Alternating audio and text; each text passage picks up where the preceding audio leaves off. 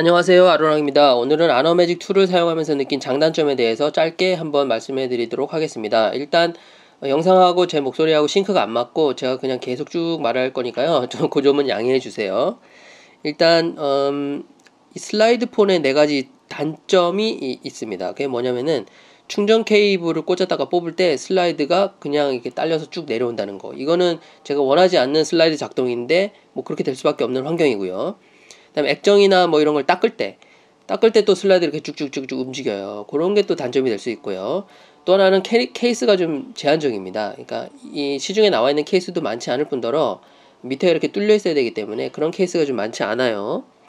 또 하나는 차량 거치대에 거치했을 때 좌우를 잡아주고 밑 하단부가 막히잖아요. 그러면 슬라이드를 사용할 수가 없습니다.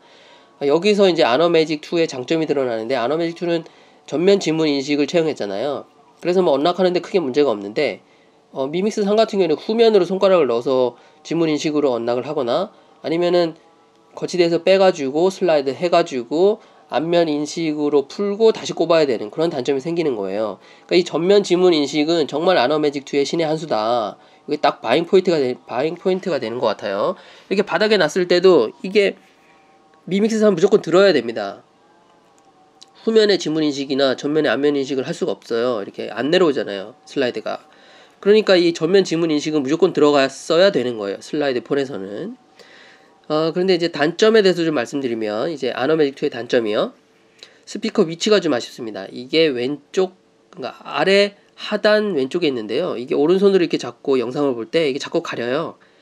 그래가지고 소리가 안 날 때도 있고, 이게 소리가 왜 안 나지? 뭐 이럴 때가 좀 꽤 있습니다. 그래서 반대로 잡으면 되지 않냐? 이렇게 반대로 잡으면은 또 이렇게 볼륨 조절 버튼이 새끼손가락에 이렇게 거슬려요. 그런 단점이 있습니다. 그리고 또 하나는 이게 슬라이드 할 때 커스텀이 안 됩니다.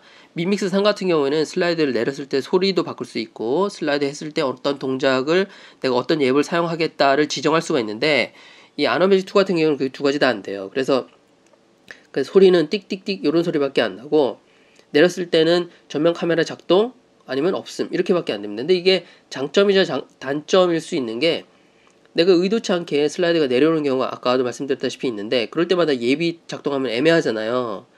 그러니까 그것 때문에 차라리 없는 게 나을 수도 있고, 뭐 그런 장단점은 있습니다. 그리고 이 사진 화질을 제한한다는 것 자체가 좀 애매해요. 좀 많이 아쉬운 점 중에 하나인데, 얘가 24메가 해상도까지 설정해서 사용할 수 있습니다. 그러면 사진 화질이 굉장히 좋아요.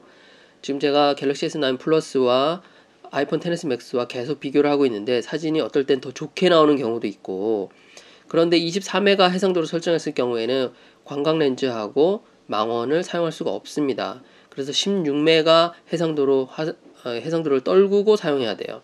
그러면 또 이게 또 많이 아쉬운 화질이 되죠. 특히나 망원에서의 화질은 많이 아쉽고요. 그리고 저조도에서의 화질도 정말 아쉽습니다. 미믹스 3과 비교하면은 미믹스 3보다 같거나 좀 떨어진다, 저는 이렇게 생각하고요. 그 다음 동영상 화질은 뭐 이건 말할 것도 없이 안 좋습니다. 그러니까 동영상은 많이 안 찍는 스타일이다, 그러면 이거 맞습니다. 물론 4K로 찍었을 때 아이폰이나 뭐 갤럭시에서 FHD로 찍었을 때는 비슷한 화질이 나오니까 그나마 커버가 되는데, 4K가 또 용량이 크잖아요. 얘는 또 마이크로 SD 카드 외장이 쓸 수 없기 때문에, 하여튼 그런 이 동영상 전반적인 중국산 이 휴대폰들의 전반적인 문제인 동영상은 아직도 해결이 좀 덜 됐다, 저는 이렇게 말씀을 드리고 싶고, 대신에 장점도 굉장히 많습니다. 일단은 가장 먼저 말씀드리고 싶은 거는 충전 속도가 정말 빠릅니다. 이게 40W짜리를 충전하잖아요, 기본 충전기로 들어있는 개로. 그러면은 뭐 느낌상 한 20분 30분도 안 돼서 완충되는 것 같은 느낌이 들어요. 그리고 18W 이상만 해도 정말 빠르게 충전이 됩니다. 또 하나는 동영상을 볼 때 전체 화면으로 본다는 것 자체가 정말 마음에 들어요. 이게 뭐 노치도 없죠, 물방울도 아니죠, 뭐 노치 있는 걸 가려가지고 전체 화면 보기로 해서 보는 것도 아니죠. 그러니까 이거 동영상 볼 때는 정말 전체 화면으로 본다는 느낌이, 베젤리스로 본다는 느낌이 확 들어서 좋고요. 그 다음 광각 렌즈가 들어가 있다는 거. 이 가격에서 이 정도의 화질을 뽑아내는 광각 렌즈가 들어가 있는 제품을 찾기가 어렵습니다. 물론 이제 뭐 그 LG 제품 중에 몇 개 있긴 하는데, 뭐 아무튼 그런 측면에서 광각 렌즈가 있다는 건 굉장히 장점일 수 있고, 또 하나는 전면 지문 인식을 빼놓을 수가 없습니다. 이 전면 지문 인식 하나만으로도 모든 슬라이드의 단점이 극복이 됩니다. 그러니까 이거는 무조건, 그러니까 슬라이드 폰은 그냥 전면 지문 인식이 있어야 돼요. 이 사용 환경을 고려하면. 그런데 이걸 후면으로 넣었다는 것 자체가 미믹스 3는 이미 제 기준에서 정말 제 기준에서는 나가리다 이렇게 생각을 하고요.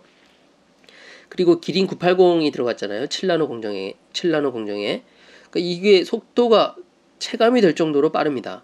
그러니까 갤럭시 S9 플러스랑 비교했을 때 같거나 빠르다고 보시면 돼요. 이 UI의 최적화의 문제도 있지만 또 뭐 설치된 앱이 뭐 많거나 적거나 이런 차이도 있을 수 있는데 전반적으로 제가 굉장히 빠르네 이런 느낌이 들어요. 그리고 또 하나는 이렇게 관절을 이용해가지고 이용하는 앱들이 몇 개 있어요. 뭐 이렇게 똑똑 두드리면은 캡처가 된다거나 이렇게 똑똑 두드리는 손 모양으로 해가지고 옆으로 쭉 구면은 화면 분할이 된다거나 이런 소소한 장점 아닌 장점들이 있습니다. 자, 그래서 정리해보면은 전면 카메라 사용이 많지 않으시고 광각 렌즈가 필요하시고 뭐 동영상을 많이 보시는 분이라면은 63만원의 아노매직2는 정말 갈만하다. 8만원 저렴한 미믹스 3보다는 아노매직2를 저는 추천을 드리고 싶고요. 다만 아쉬운 거는 한국에서 사용하신다면은 이게 한국에서는 VOLT가 안 되는 경우가 꽤 많아요. 그 화웨이나 아노 제품들이 VOLT가 안 되는 경우가 있고, 그 다음에 63만원 가격이 좀 애매합니다. 사실 한국에서는 뭐 포코폰도 많이 쓰시고, 또 제가 듣기로는 갤럭시 S9 플러스가 70만원 이하로 벌써 풀렸다 뭐 이런 얘기도 종종 들리거든요. 그러니까 63만원에서 이게 경쟁력이 있을까라는 생각은 좀 들긴 합니다. 뭐 그런 여러 가지를 고려해 보면은 한국에서 좀 고민이 될 것 같긴 해요. 그러나 저 같은 환경이라면 저는 미믹스 3보다는 아노매직2가 훨씬 좋은 선택이다 이렇게 감히 말씀을 드리겠습니다.